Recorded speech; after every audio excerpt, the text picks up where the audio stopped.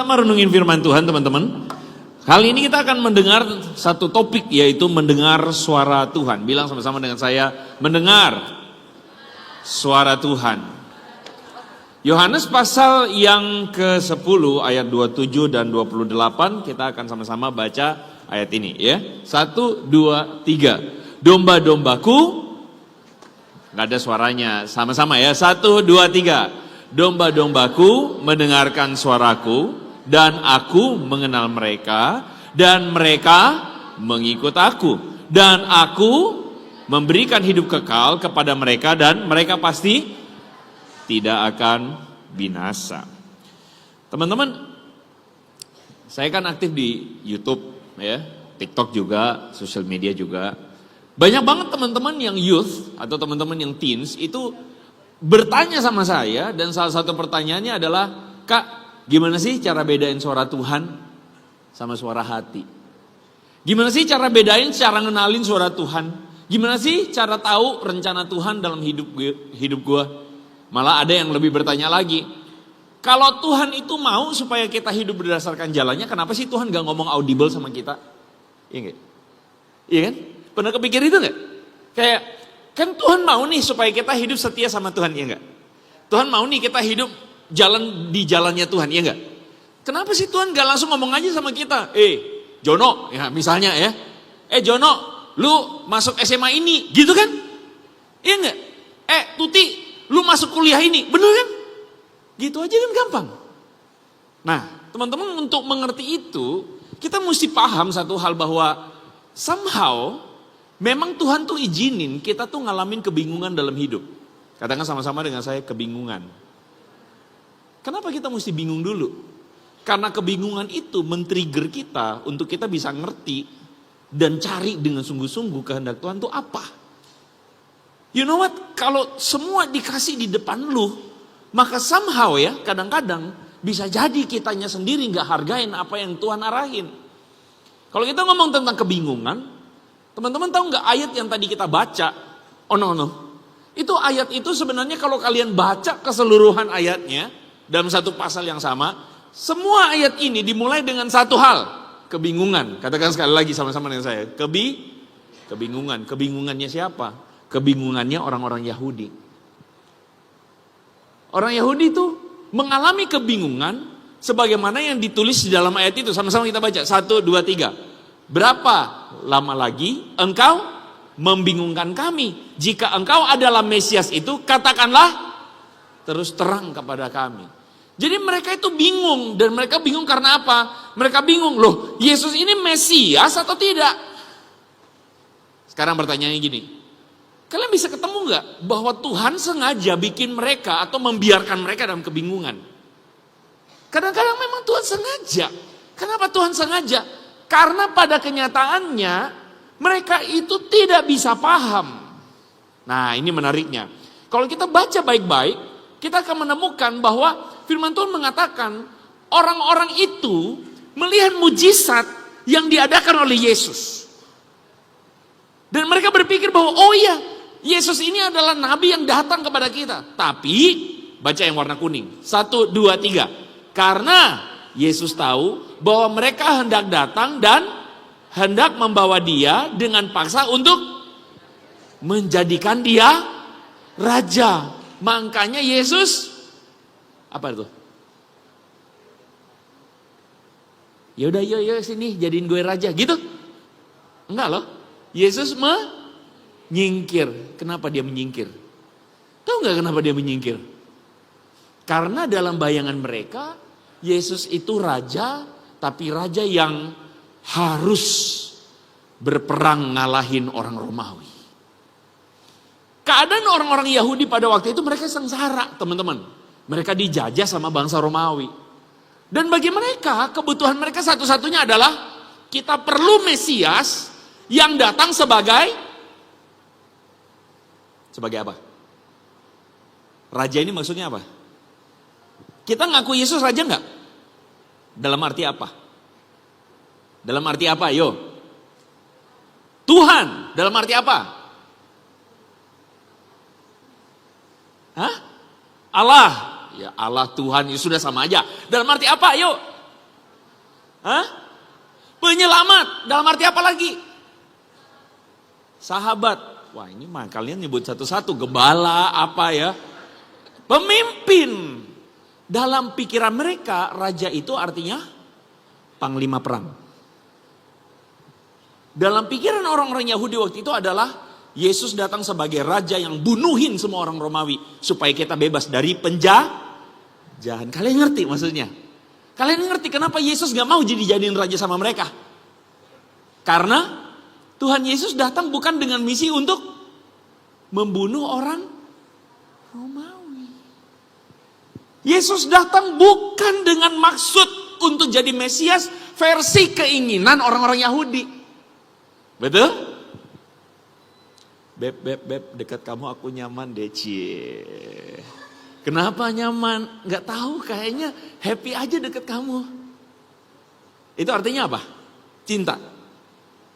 Kalian gak pernah jatuh cinta ya? Itu artinya apa? Cinta. Cinta gak? Kalau ada orang yang bilang sama kamu, tiap kali aku sebelum tidur aku ingat muka kamu, cie. Gelepek-gelepek gak? Gelepek-gelepek gak? Enggak, jijik ya. Belum jatuh cinta sih. Tapi waktu saatnya dimana kalian lagi suka gebetan, ada seorang misalnya nih ya, dia pemain basket paling jago di sekolah. Wah, tiap kali dia 3 point, wah kayaknya kayak slow motion gitu loh teman-teman. Tiap dia lewat bau keringat tapi baunya harum aja buat kalian kan gitu. Terus dia bilang sama kamu, aku kok jadi terngiang-ngiang nama kamu, cie, gitu kan ya. Kalau aku deket kamu kok kayaknya aku seneng aja gitu. Kalian kelepek-kelepek gak? Enggak ya. Kalian nih terlalu hidup takut akan Tuhan sih ya, suka banget gak? Ini contoh misal, atau gini deh kebalikannya deh, cowok-cowok deh. Siapa namanya sorry? Devin ya. Misalnya ada satu cewek datang sama kamu Devin, terus dia bilang begini, aku kayaknya seneng deh sama kamu. Hihi. Tapi sebenarnya Devin ini, dia itu pengusaha muda. Dia udah mulai rintis kerjaan dia udah mulai punya startup, pernah denger gak startup? Jadi Devin tanya, kamu tuh kenapa seneng sama aku? Ya aku seneng sama kamu Devin, soalnya kalau sama kamu nanti hidupku terjamin. Jadi dia cinta sama Devin gak? Hah? Dia cinta sama Devin gak? Cinta uangnya. Devin, kamu mau gak punya pacar kayak gitu? Enggak kan? Kenapa? Karena dia cuma mau uangnya. Jadi dia cintanya dia tuh karena Devin punya uang. Paham ya? Kenapa Yesus gak mau dijadiin Mesias? Karena mereka cuma mau Mesias versi mereka. Paham ya?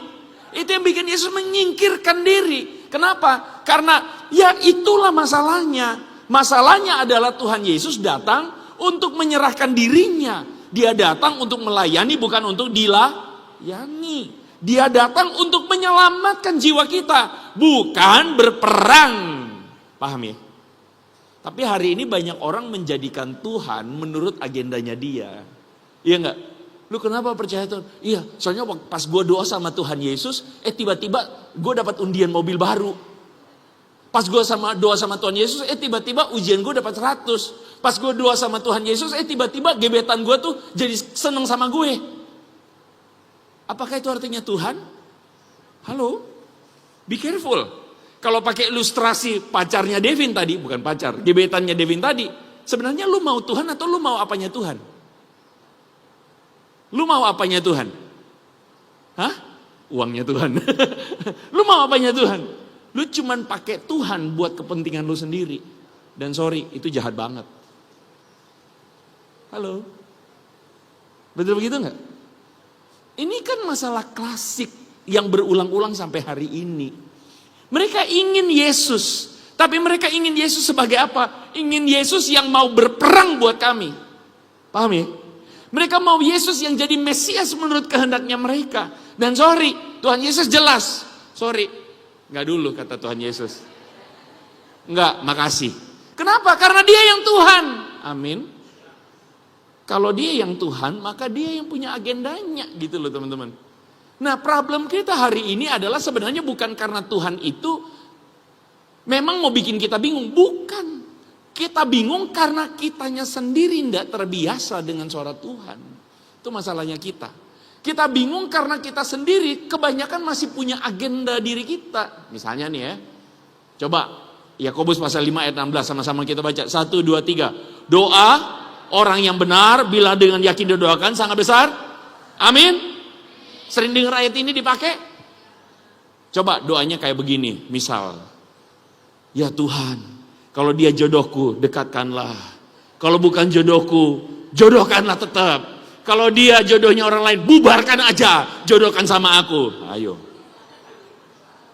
Doa orang benar, besar kuasanya. Bila dengan yakin, besar kuasanya. Ayo doa kayak begini. Gue yakin 100%. Pakai toa, uratnya kelihatan. Tuhan, gue yakin dia jodoh gue. Gitu kan. Tuhan, iyain gak? Iyain gak? Kan ada ayatnya tuh. Doa orang benar besar kuasanya, apalagi dengan yakin. Ya udah pakai AI pulang, minta ChatGPT, pasang fotonya, bikin foto wedding kita gitu kan ya. Karena apa? Gua yakin 100% bulan depan dia mau jadi pacarku. Begitu. Tuhan bingung lihat ini anak, liatin kita ya, aduh kasihan banget nih anak orang gitu kan ya. Halu dipelihara gitu kan. Jadi sebenarnya jangan kita tuh, nah ini apalagi ayat yang lain, Yohanes 16:23, sama-sama baca, 1, 2, 3. Sesungguhnya segala sesuatu yang kamu minta kepada Bapa akan diberikannya kepadaku dalam, nah ayo lo doa pakai nama Yesus. Dalam nama Yesus. Kalau dia jodohku, dekatkan. Kalau bukan jodohku, jodohin gitu kan. Kalau dia jodohnya orang lain, bubarin.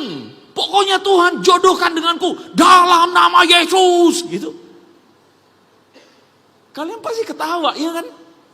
Karena pasti yang kayak begitu, Tuhan tuh cuman bingung aja, aduh manusia. Duh bocil gitu ya. Kenapa? Karena kita itu cuman mau keinginan kita. Kalian ngerti nggak? Kenapa topik mendengarkan suara Tuhan ini jadi penting? Karena mendengarkan suara Tuhan ini jadi penting karena kita tuh akhirnya sadar betul bahwa kita tuh seringkali terpengaruh dengan dunia yang sangat bising. Iya nggak bising? Bisingnya apa? Kita lihat nih gambar ya. Ayah diajak foto malah bengong. Ya udah nggak apa-apa bunda tetap sayang. Tapi pas kita lihat semua orang begini. Coba lihat di sekolah circle kita, ini udah gebetan ini udah pacaran di sini. Dulu waktu pulang beli telur gulung bareng, sekarang dia pacaran, yang ini pacaran, kita sendiri yang belum pacaran. Akhirnya apa? Kita pengen pacaran. Ayo lo, bener nggak? Bener nggak? Karena dunia kita sekelilingnya semuanya begitu, iya kan? Sekeliling kita semuanya tutorial make up, gitu kan ya? DIY gitu ya. Do it by yourself, make up. Wah, kita ikutan make up tebel sampai apa? Foundationnya tebel 5 cm, teman-teman. Paham ya? Karena sekeliling dunia kita begitu. Kita ikutin 1, 2, 3 gitu kan ya. Tahu nggak? Nggak ya, udah basi ya. Ya udah nggak apa-apa sih. 1, 2, 3, nyanyi apa nggak jelas gue tahu. Terus kita ikutan tuh TikTok begitu. Kenapa? Gue paham, dunia ini bising memang. Dan mendengar Tuhan itu menjadi sulit. Sebenarnya bukan karena Tuhan gak ngomong. Karena kita mendengarkan kebisingan lebih besar daripada suaranya Tuhan. Itu masalahnya. Halo? Banyak bilang begini, kok gue pengen tahu kehendak Tuhan. Gue lagi doa, gue supaya masuk kampus mana. Atau gue daftar kemana. Atau ada 3 cowok deketin gue, mana jodoh gue. Lu masalahnya cuma cari Tuhan pas lagi butuh. Sisanya lu gak cari Tuhan. Sisanya lu cuma dengar kebisingan-kebisingan itu. Terus gimana caranya lu bedain suara Tuhan? Ya gak bakal bisa, Bambang. Paham ya? Paham ya? Gak bakal bisa, kenapa? Karena kita seringkali tidak menjadikan Tuhan senantiasa jadi bagian kita untuk kita dengerin. Kita suka dengerin kebisingan. Terus kita cari Tuhan pas lagi butuh aja. Lagi mana? Jadi berelasi dengan Tuhan itu penting banget. Bilang sama kiri kanan, berelasi sama Tuhan itu penting banget bro. Nah, jadi maksudnya gini, jangan lu punya gaya hidup berelasi sama Tuhan tuh pas on off kayak kapal selam gitu tuh. Jangan lu berelasi sama Tuhan tuh pas lagi butuh aja. Atau jangan lu berelasi sama Tuhan pas apa? Pas datang ke youth. Well, datang ke youth itu wonderful, penting banget. Tapi jangan sampai lu cuma dengerin firman pada waktu di youth aja. Lah gimana? Gimana lu bisa latih kepekaan? Relasi sama Tuhan itu akan nolong kita untuk hidup dengan benar.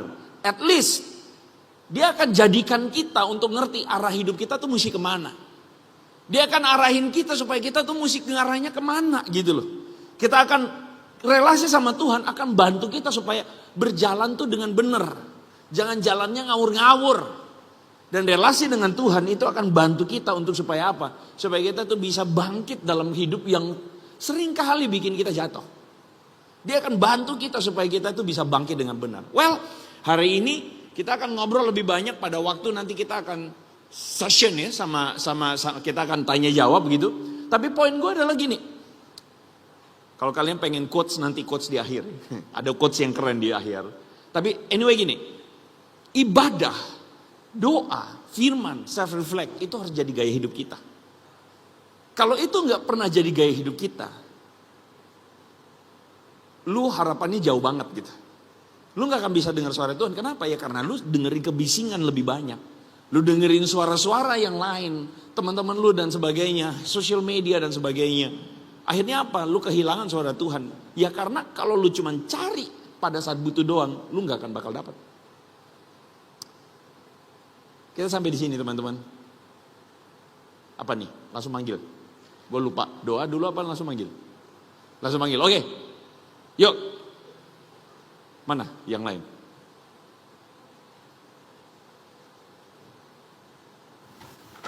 Oke.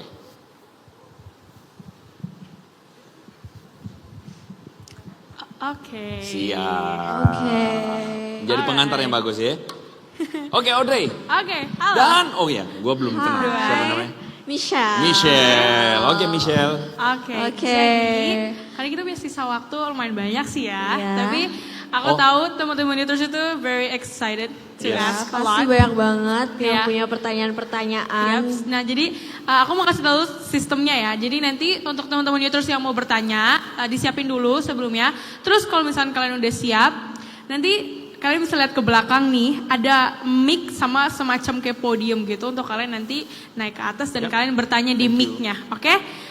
Aman ya teman-teman? Untuk yang mau bertanya bisa satu persatu ya, Dre, satu persatu buat ke baris. podiumnya. Gitu, oke. Alright, thank you. Oke. Alright.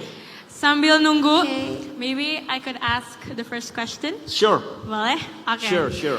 Aku, I think the first thing yang aku pengen tahu adalah penasaran adalah gimana cara bedainnya suara hati sama suara Tuhan. Karena contoh kan aku sebagai anak muda nih, aku kan masih SMA.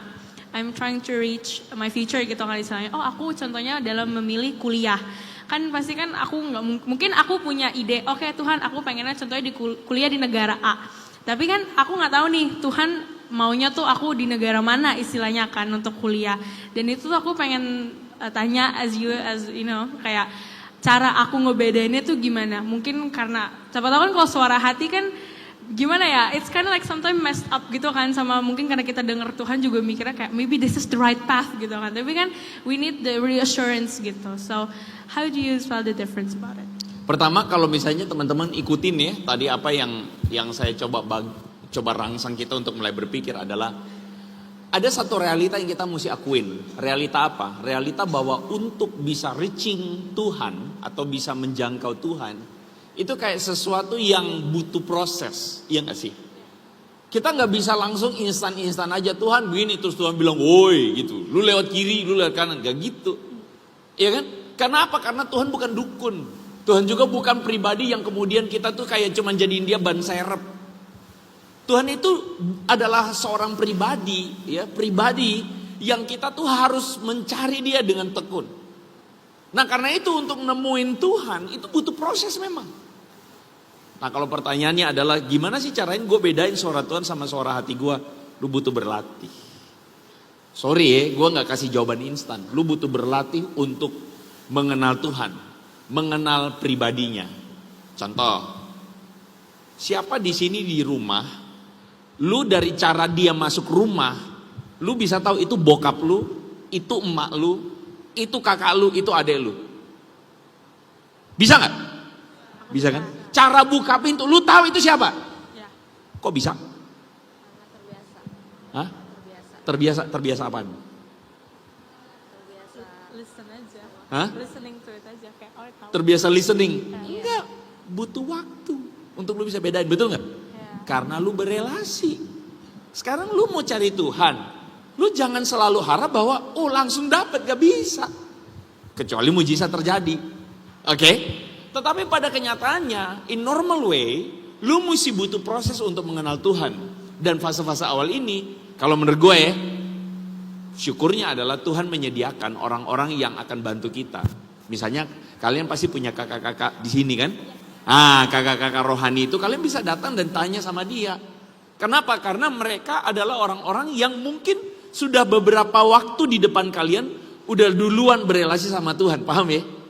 Dan kalian pun gak boleh cuma bergantung pada kakak-kakak itu, kalian pun harus mencari terus. Nah itulah yang akan bantu kalian supaya sepanjang hidup kalian tuh bisa mempunyai relasi pribadi sama Tuhan. Nah makanya gue mau realistis aja nih, gue gak mau ini jadi sesuatu yang ngawang-ngawang gitu ya. Kayak lu masuk, lu pergi ke tempat mana, lu mandi 3 kali, lu sucikan diri. Tuhan gue mau denger suara lu, ngomong dong sekarang. Gak bisa. Lu mesti berelasi sama Tuhan. Lu mesti belajar untuk mengenal Tuhan.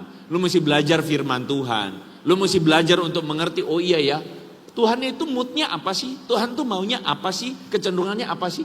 Sehingga sama kalau misalnya kalian sama orang tua kalian. Misalnya teman kalian ngajakin, yuk beli aja yuk nih barang. Misalnya beli apa deh? Misalnya cewek-cewek deh. Beli apa sih kalian? Make up.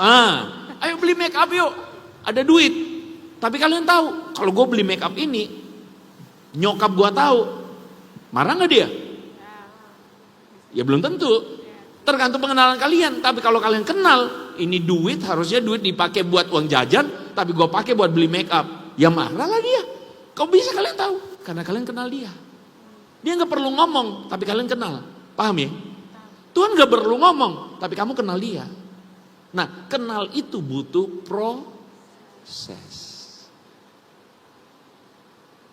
Oke? Ya. Sehingga jawabannya adalah, tahu nggak suara Tuhan sama suara hati? Lu tahu berdasarkan kebenaran yang lu pelajari. Firman Tuhan yang lu pelajari. Pergaulan lu, relasi lu sama Tuhan. Nah itu.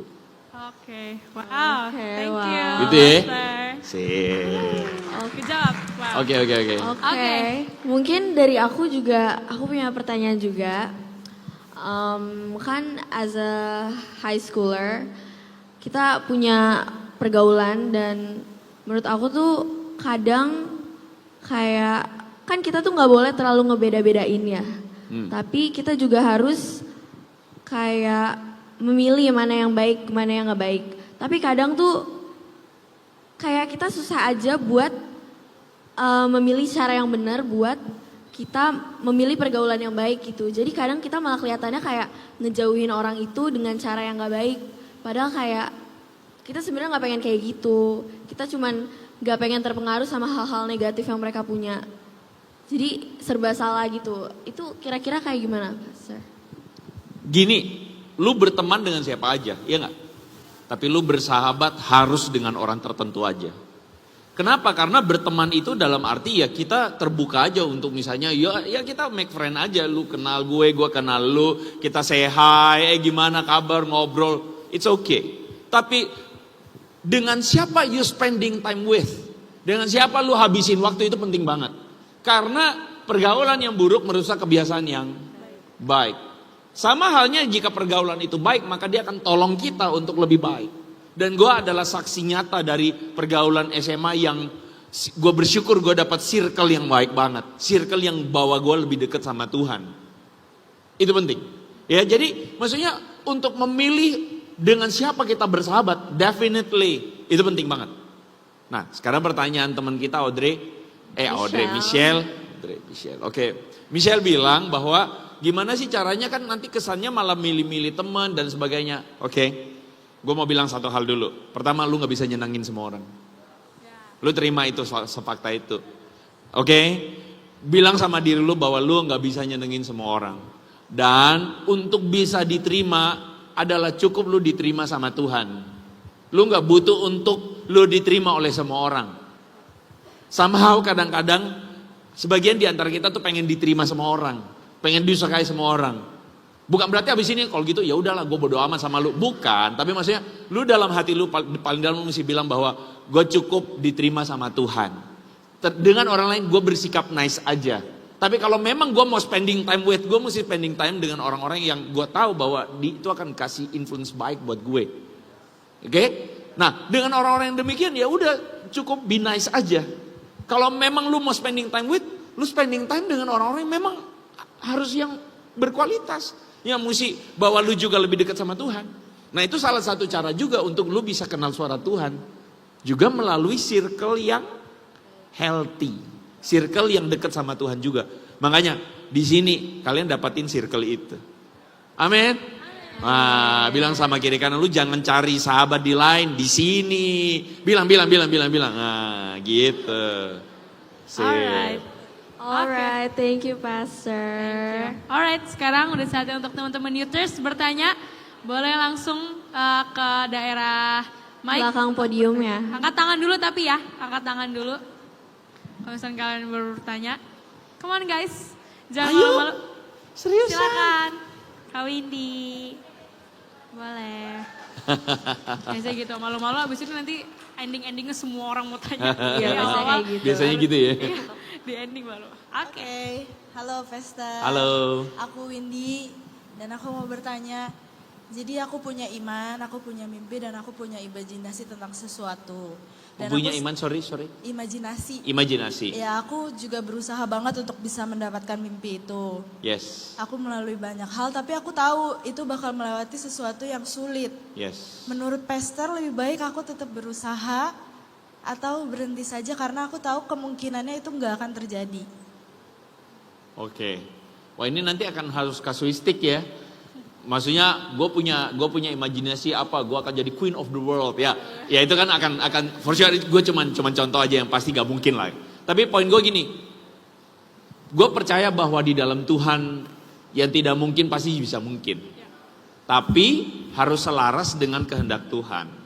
Pertanyaannya sekarang apa? Apakah ini menjadi sesuatu yang Tuhan berkenan atau tidak? Itu dulu pertanyaannya. Jadi kita tahu berkenan atau tidak, ya kita taunya dari relasi kita sama Tuhan. Kita taunya dari kebenaran yang kita baca. Actually firman Tuhan. Ya kan? Kalau kita nggak saring itu berdasarkan firman Tuhan, ya gimana kita tahu? Jadi memang mesti saring berdasarkan firman Tuhan. Pertama, berkenan atau tidak. Itu dulu. Kalau misalnya itu adalah sesuatu yang berkenan, doakan. Doakan dengan serius. Saya percaya bahwa kita harus punya prinsip hati begini. Tuhan, aku mau jadi alatmu.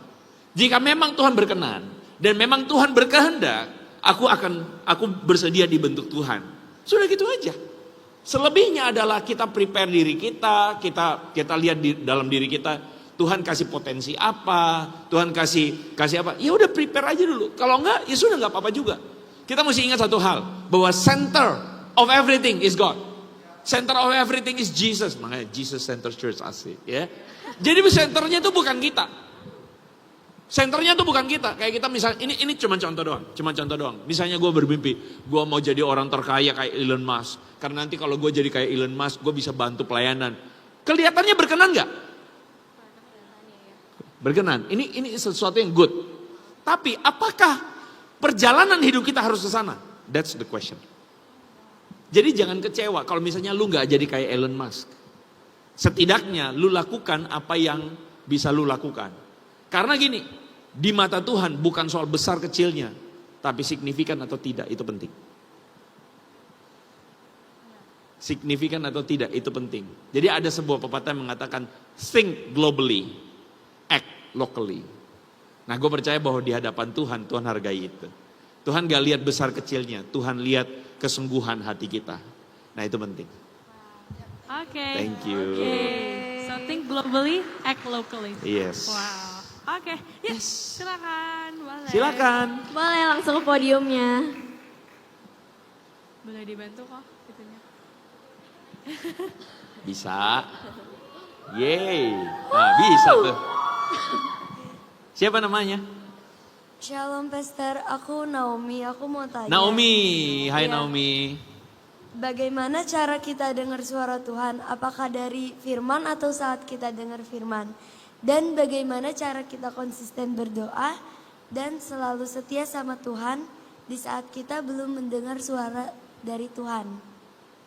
Oke. Thank you Naomi. Mau Naomi berdiri terus atau duduk aja?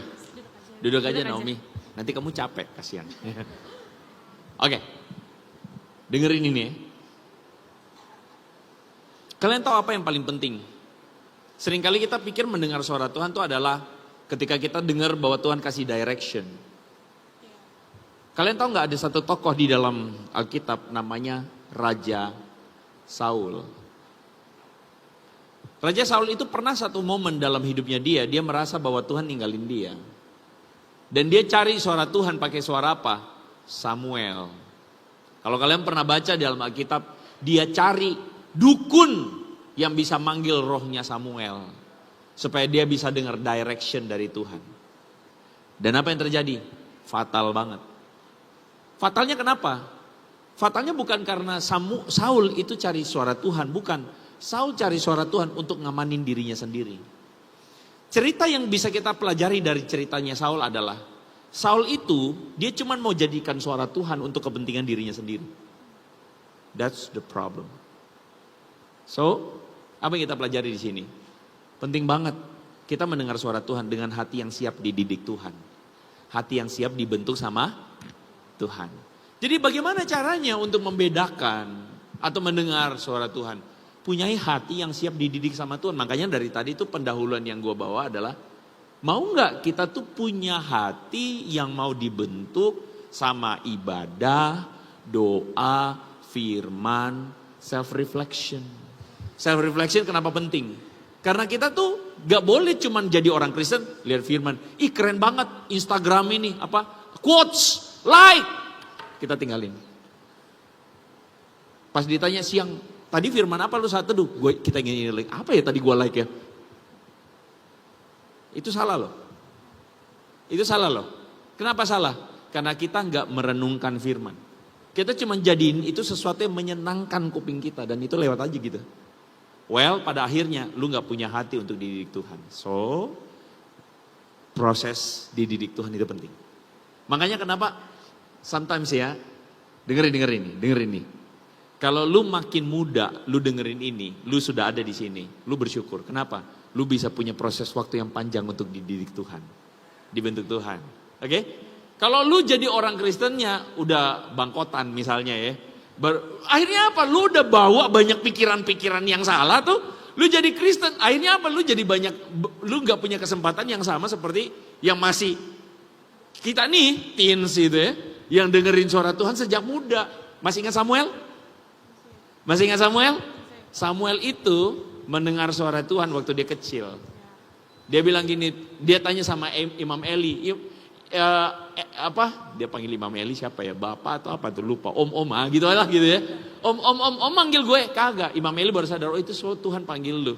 Tuhan berbicaralah, hambamu siap mendengarkan. Samuel punya hati yang siap untuk dididik Tuhan. Bukan cuma nyari petunjuk siapa jodoh gue Tuhan, bukan. Oke gitu ya, Naomi ya.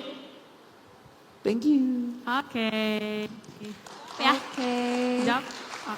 Alright, Terjawab? selanjutnya boleh Banyak. Alia dulu. Terus Alia, Kak Deborah, terus nanti itu.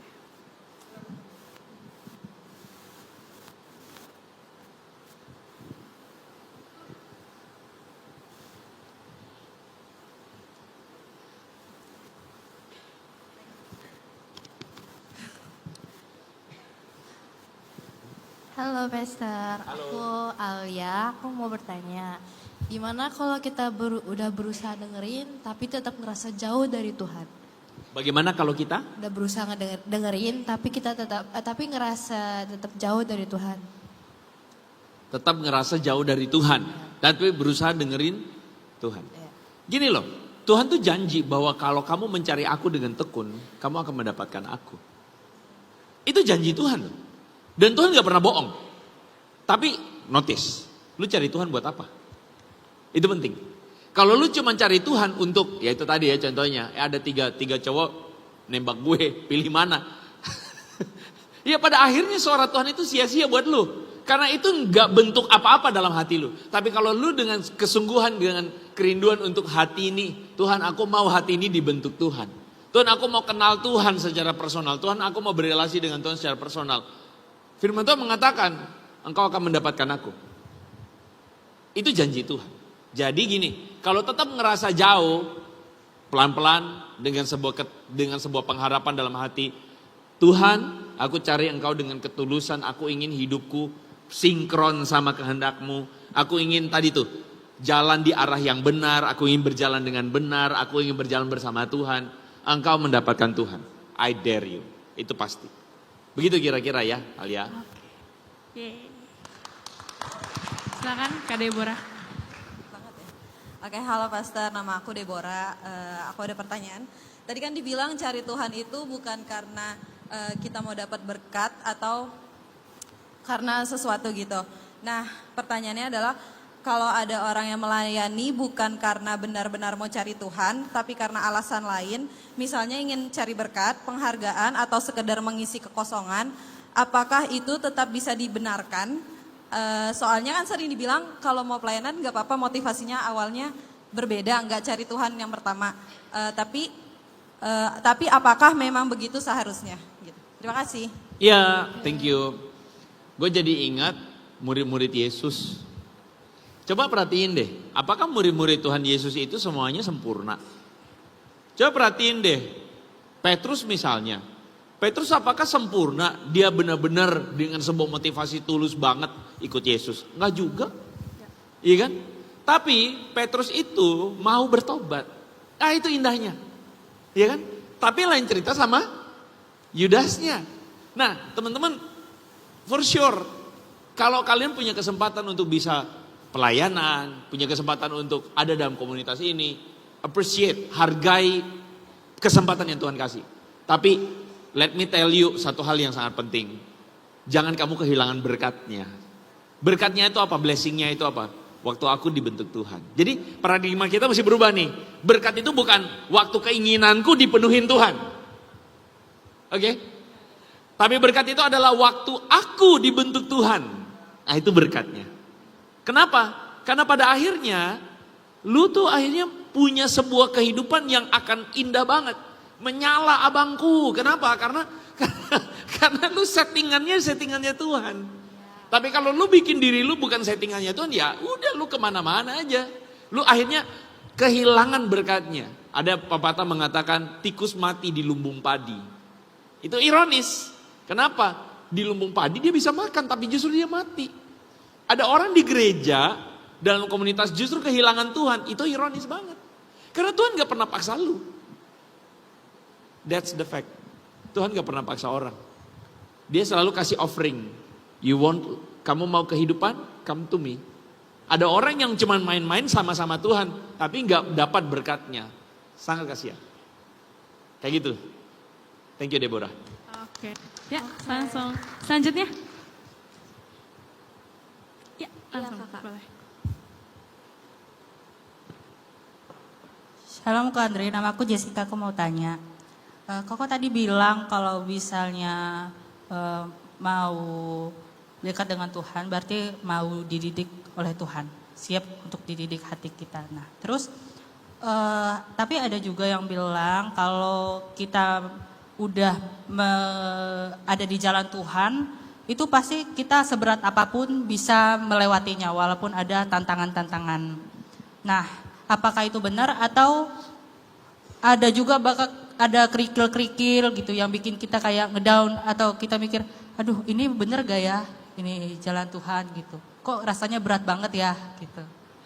Nah, ada ke situasi kayak gitu kalau bisa kita mengikuti jalan Tuhan gitu. Jadi nggak selalu mulus gitu. Ya, ya. Makasih kok. Tadi namanya siapa? Jessica ya? Jessica. Thank you pertanyaannya. Anyway, kalian tahu nggak orang tua yang baik itu orang tua yang kayak gimana? Menurut kalian orang tua yang baik itu orang tua kayak gimana? Aku ingin begini, aku ingin begitu. Oke, boleh, iya. Baik nggak orang tua kayak gitu? Baik nggak? Pak, aku malas sekolah, aku nggak mau sekolah. Oke. Hah? Nggak ya? Depends. Malah orang tua yang baik itu adalah bukan orang tua yang bikin semua jalan hidup kita lancar. Orang tua yang baik malah kadang-kadang mengizinkan kesulitan jadi bagian hidup kita. Dia izinkan kita ujian dan kita sampai gak tidur sampai jam 3 pagi, ngantuk-ngantuk gitu kan ya. Tapi dia izinkan itu, kenapa? Karena ujian itu baik buat kita. Betul? Orang tua yang baik adalah orang tua yang mendidik kita. Dan dalam didikan seringkali jalannya tidak lancar. Jalannya sulit, jalannya berliku-liku, berkerikil. Pesan gue cuma satu. Gak ada di antara kita yang bisa berharap hidup itu kayak jalan tol. Hidup itu berliku-liku, jangan tambah belok-beloknya. Betul? Hidup itu berliku-liku, betul gak? Karena itu jangan tambah belok-beloknya, kamu makin sengsara. Ketika berliku-liku, jalan sama Tuhan. Dan ketika jalan sama Tuhan, dia cuma jamin satu hal, penyertaannya sempurna. Penyertaanmu sempurna, rancanganmu penuh damai, aman dan sejahtera walau di tengah badai. Badai itu menolong kita untuk jadi pelaut yang kuat. Nggak ada pelaut yang kuat. Pengalaman lo apa? Pernah badai? Kagak. Gua main di danau doang. Lupa bukan pelaut. Pelaut itu harus kena badai, kena hujan badai. Di situ baru lu disebut pelaut yang handal. Nah itulah Tuhan. Tuhan bekerja dengan caranya demikian dan itulah blessingnya. Blessingnya itu bukan waktu dalam masalah lu dapat jalan keluar. Menurut gue bukan itu. Blessingnya lagi dalam masalah lu belajar sesuatu yang indah. Lu belajar jadi tough. Lu belajar jadi kuat. Lu belajar jadi wise. Oke? Lu belajar ketika lu salah. Lu say sorry. Lu belajar. Lu gak lari, tapi lu datang dan lu belajar. Lu gak lari dari tanggung jawab, lu gak lari dari kesalahan. Lu datang dan bilang, iya gue belajar dari kesalahan, gue belajar jadi wise. Itu blessing. Oke? Oke. Wow. Thank you. Halo Pastor, Shalom. Sebelumnya perkenalkan aku Firni. Ya. Ya. Aku mau tanya Pastor. Jadi waktu itu aku ada dihadang tentang kebingungan Pastor. Nah kebingungan ini kayak aku udah masuk di Univ 1 nih. Ya di Univ 1.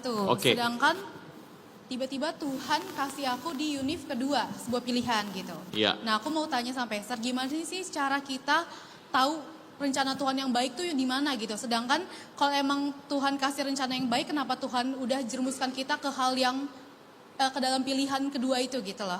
Ya satu aja lah Tuhan, gak usah kasih kebingungan kan Iya gitu kan. gitu. Iya, Gitu aja, enaknya sih gitu ya. Oke, thank you Firni. Kamu tahu nggak?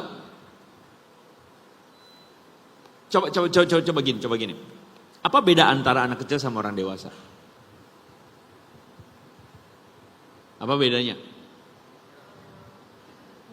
Anak kecil itu gini. Orang dewasa itu realitanya adalah kamu menghidupi pilihan kamu yang sangat banyak. Kamu diperhadapkan dengan pilihan sangat banyak dan kamu adalah orang yang mampu untuk memilih pilihan itu karena kamu dewasa. Kamu sudah punya konsiderasi cara berpikir yang dewasa. Itulah yang bikin kamu dewasa. Jadi kamu dewasa dengan dan dewasanya kamu itu membuat kamu tuh akhirnya bisa memilih dan kamu bertanggung jawab atas pilihan kamu. Kalau anak kecil maunya apa? Pilihin buat gue. Arahin buat gue. Kenapa? Karena dia tidak punya sebuah mekanisme di dalam dirinya untuk bisa oke, gue firm dengan pilihan ini, gue bertanggung jawab. Kenapa ya? Karena itulah anak kecil. Anyway, bukan mau ngomong kamu tuh anak kecil, bukan Firni. Tapi itulah proses wajar. Proses wajar untuk pendewasaan karena pada akhirnya orang tua yang benar adalah orang tua yang kemudian pada akhirnya akan mengarah seiring dengan kita dewasa, dia akan bilang, oke, ini pilihannya. Kamu pilih dan kamu tahu konsekuensinya. Artinya kamu siap tanggung. Kamu jalani, kamu tanggung. Itu bagian dari kedewasaan. Jadi kalau misalnya sekarang kamu dikasih pilihan, itu berarti apa? Tuhan sedang apa, Fir? Mendewasakan kamu. Akhirnya apa? Akhirnya kamu tuh belajar untuk apa? Untuk memilih dengan ketulusan, dengan sungguh-sungguh akal budi yang Tuhan kasih, kamu pilih, ya udah kamu jalanin. Nah, bantuannya apa? Syukurnya begini, sekali lagi. Kamu punya kakak-kakak rohani yang kamu bisa consult with. Konsultasikanlah. Konsultasikan dengan orang tua, konsultasikan dengan kakak-kakak rohani itu, dan tanya sama mereka pertimbangan mereka apa. Di situ kamu bisa dibantu untuk apa? Untuk bisa melihat dari perspektif yang perspektif lain yang mungkin kamu nggak bisa lihat. Dan minta mereka mendoakan kamu juga. Dan kamu pilihlah. Jalan aja. Karena apa? Ini ya, dengerin ya. Perhatikan baik-baik ya. Ketika jalan pilihan kita itu adalah sesuatu yang tidak salah berdasarkan firman. It's okay, all is good. Jalanin. Kenapa? Karena sebenarnya tidak ada pilihan yang benar-benar benar. Pilihan yang benarnya itu apa? Waktu kamu jalan kamu pilih, tapi kamu pilih berjalan bersama Tuhan. Itu pilihan yang benar. Nah. Amin. Paham ya? Gue mau jadi chef atau gue mau jadi apa? Gue mau jadi chef atau gue mau jadi artis, gitu. Lu pilih itu, jalani sama Tuhan. Itu pilihan yang benar. Gitu ya? Nah itu penting. Oke. Selanjutnya. Hai Pastor. Santai bro. Hai Pastor. Hai. Aku itu namanya Elia. Aku itu mau nanya. Di dunia yang bising ini kan mungkin kita semua punya itu bad habits namanya. Di dunia bising ini? Di dunia bising ini mungkin semuanya itu punya bad habits. Contoh, from my personal experience. Sorry, pelan-pelan aja. Gue nggak terlalu denger. Di dunia bising ini? Kita punya bad habits. Habits? Ya, kebiasaan buruk. Oke. Nah, dari experience aku personal, secara personal, aku itu bad habitsnya marah, gampang marah. Nah, aku itu minta tolong. Kan aku itu tujuannya itu mau dekat sama Tuhan, tapi aku itu juga lagi susah cari Tuhan dan juga ditambah dunia bising ini tambah susah buat tahu dari mana cara tahu itu suara Tuhan dan juga suara hati. Aku minta tolong advice dari pastor buat bisa quit bad habits dan juga tambah dekat sama Tuhan. Dah, itu aja. Thank you for your honesty ya. Jason ya namanya. Elia. Oh, nama Jason dari mana itu ya? Thank you ya Elia ya. Anyway, nah makanya circle itu penting. Circle yang baik itu penting. Circle yang takut Tuhan itu penting. Kalau lu punya bad habits dan sebagainya, salah satu cara membantu lu tuh circle. Circle itu akan bantuin lu untuk apa? Untuk jagain lu juga. Dan lu pastiin lu punya circle nih, misalnya kalian punya circle sini ya. Kalian tuh mesti punya sebuah kesepakatan bersama untuk lu bantuin gue. Gue juga bantuin lu. Bantuin apa? Bantuin saling ngingetin. Kalau misalnya lu lihat dalam hidup gue ada yang salah. Gue juga akan bantuin ngingetin lu kalau misalnya dalam hidup lu ada yang salah. Jadi circle itu bantuin kita. Kalau kita tuh jadi orang Kristen alone ya, lone wolf. Gue meyakini bahwa hidup yang kayak gitu akan sulit banget. Lu gak bisa dengan kekuatan lu sendiri sama Tuhan, lu berjuang sendirian kecuali lu ada di rimba raya sana misalnya. Ya kan? Tapi sekarang lu dikasih Tuhan banyak kebaikan dengan teman-teman seiman. Itu berkat Tuhan. Coba lihat yang kalian pasti lagi dulu sama teman kalian yang bilang, thank you ya kamu udah jadi berkat Tuhan buat aku. Nah gitu. Bilang, kamu udah jadi berkat Tuhan buat aku. Kehadiran kamu tuh berkat buat aku. Gitu loh. Jadi kita harus appreciate circle yang baik, circle yang bisa bantuin kita growing. Ya, itu akan bantuin kita dengan seiring dengan perjalanan. Nah, itu akan bikin kita itu akhirnya bisa makin kenal Tuhan dan sebagainya. Makanya circle-circle ini pun di komunitas ini kalian harus punya komitmen yang sama. Komitmen untuk apa? Yuk kita growing. Kita kenal Tuhan, kita jadi lebih baik. Ya makin tahun kita jadi makin lebih baik gitu loh. Gitu ya? Thank you. Alright, next question. Boleh langsung. Halo Pastor, izin perkenalkan nama aku Rio. Izin tanya Pastor, sesuai Rio dengan ya? Iya, Rio. Yes. Sama seperti yang tadi, kebisingan di dunia ini yang membuat kita jadi kurang untuk mendengar suara Tuhan. Alhasil dengan cara kita berdoa, kita bingung cara dengar Tuhan tuh kayak gimana. Apalagi banyak mungkin dari server sebelah, agama sebelah, dari teman-teman kita juga itu buat mempertanyakan identitas Kristus itu kepada kita pribadi, setiap kita itu menjadi kita, membuat kita tuh jadi ragu. Setiap pertanyaan-pertanyaan mereka tuh menjadi kita ragu. Bahkan mungkin ada pepatah yang bilang iman tanpa keraguan itu bagaikan tubuh tanpa antibodi. Cuma mungkin antibodi juga bisa lemah. Alhasil menciptakan keraguan untuk setiap pribadi kita. Nah, aku pengen tanya, cara menghadapi itu tuh kayak gimana? Dan biar mungkin cara berdoa kita juga benar. Ada yang mungkin bilang itu doa itu berserah, ada yang juga bilang berdoa itu meminta, dan juga ada orang yang bilang berdoa itu memerintah. Jadi bagaimana sebenarnya doa yang benar itu seperti apa? Oke, pertanyaannya kompleks, Rio. Doa. Ya iya, tadi tuh sebenarnya kita saya nggak bahas juga kan, seringkali kita tuh doa tuh terbiasa doanya tuh minta-minta ya. Ya kita terbiasa doanya minta-minta. Kita lupa satu hal, bahwa doa itu kan sebenarnya komunikasi. Lu bayangin kalau misalnya lu ngomong sama bokap, kalian masih sebut bokap nyokap gak sih? Kayaknya masih ya. Waduh, syukur gue. Misalnya kalian ngomong sama bokap nyokap, terus kemudian kerjanya adalah minta duit melulu. Aneh gak sih? Aneh kan? Jadi sebenarnya berelasi dengan Tuhan itu seperti, makanya kan Tuhan tuh bilang aku tuh Bapa buat kamu. Kenapa dia pakai analogi Bapa? Karena dia memang mau menyediakan dirinya jadi Bapa untuk kamu. Bapa yang apa? Bapa yang mengerti perjalanan hidup kamu. Bapa yang gak ninggalin perjalanan hidup kamu. Bapa yang punya rencana untuk perjalanan hidup kamu. So, kenapa kita tuh akhirnya tidak menjadikan dia Bapa? Dan kita cuma menjadikan dia hanya sekadar opa-opa tua, om-om yang kepadanya kita bilang, gue minta ini dong, gue minta ini dong. Aneh banget kan? Makanya kita kan harus jadikan dia sebagai Bapa yang punya relasi dengan kita. Jadi perjalanan itu adalah perjalanan relasi. Kekristenan itu bukan agama. Kekristenan itu bukan cuman agama doang. Lu ibadah di mana? Gereja. Lu ini gimana? Ya gue ibadah tiap 1 minggu 1 kali. Itu dangkal banget. Kekristenan itu relasi sama Tuhan. Sehingga ibadah lu adalah hidup lu sendiri. Bukan hari Minggu ibadah lu. Paham ya teman-teman ya? Ibadah lu tuh hidup lu sendiri. Waktu lu tunggu angkot. Waktu lu lagi belajar kimia. Waktu lu lagi berteman, traktir teman, itu ibadah lu. Paham ya teman-teman ya?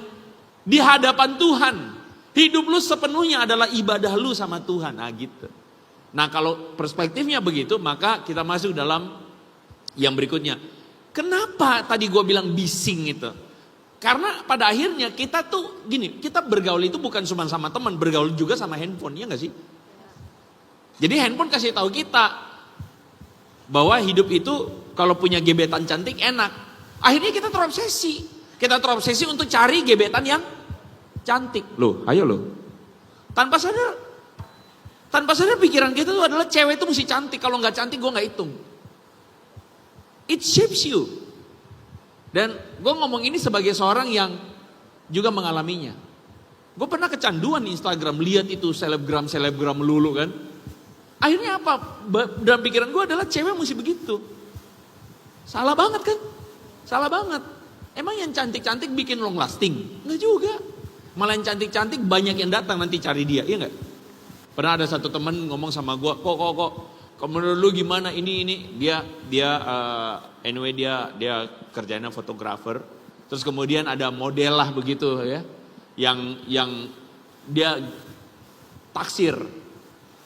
Gue bilang sama dia gini, oke, gak salah lu mau suka orang juga itu pilihan lu, tapi realistis gak gue tanya? Sebenarnya dalam bagian yang lain gue mau bilang ngaca gitu kan. Sorry ya. Bukan apa, kita realistis. Artinya gini, kalau nih cewek cantik dan dia adalah selebgram, banyak gak yang DM dia? Oke. Yang DM dia kira-kira bisa lebih daripada kita gak? Kita masih bawanya PCX. Ya si Ono bawanya Royal Enfield. Ya kan? Iya nggak? Kita kerjanya fotografer, si Ono kerjaannya punya perusahaan. Sekarang gue tanya gini, normal nih kita tanya. Secara manusia, ini selebgram milih siapa? Lu paham maksud gue? Lu paham maksud gue? Artinya gini, lu siap sakit hati loh. Tapi kok aku percaya bahwa Tuhan menggerakkan hatinya dan dia cinta banget sama gue. Udahlah, lu paksa Tuhan untuk ikutin keinginan lu, gak usah. Lu capek sendiri, nanti capek sendiri, marah sendiri, ngamuk sendiri, bete sendiri, tantrum sendiri, nangis di pojokan. Buat apa hidup kayak gitu, iya gak? Iya kan?